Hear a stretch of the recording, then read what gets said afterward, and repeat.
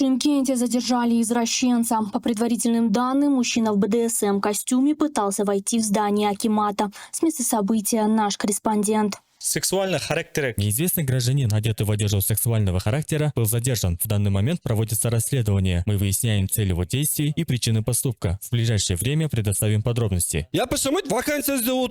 Честно говоря, я просто искал работу на OLX. Увидел объявление, что в акимат требуется строитель и охранник. Я по образованию инженер, у меня красный диплом. Подумал, что могу попробовать устроиться строителем. Захотел прийти в новой спецодежде. Все-таки в госучреждение иду. Спросил у прохожих, где можно купить строительную одежду. Мне сказали, что в Шымкенте все сразу идут в строительный магазин «Идеал». Я тоже туда направился. В магазине огромный выбор, множество разных товаров, а еще и по доступным ценам, на любой вкус и бюджет. Когда я спросил по строительную форму, продавец сказал, что пока не продают, но в будущем планируют. Уже на выходе я заметил магазин с вывеской «Костюмы для взрослых». Зашел, строительной формы не было, но была форма охранника, костюм, дубинка, наручники, все в комплекте. Цвет, правда, показался немного необычным, красноватым, но я решил, что возможно сейчас это в моде. Подумал, раз уж не получится строителем, попробую охранником и купил этот костюм. Как только зашел в здание акимата, сотрудники сразу задержали меня и доставили в участок. Сейчас сам не понимаю, что будет дальше.